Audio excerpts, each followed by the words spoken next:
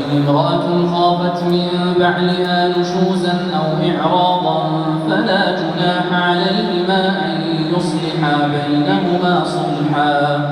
والصلح خير وأحضرت الأنفس الشح وإن تحسنوا وتتقوا فإن الله كان بما تعملون خبيرا وإن امرأة خافت من بعلها نشوزا أو إعراضا فلا جناح عليهما أن يصلحا بينهما صلحا والصلح خير وأحضرت الأنفس الشح وإن تحسنوا وتتقوا فإن الله كان بما تعملون خبيرا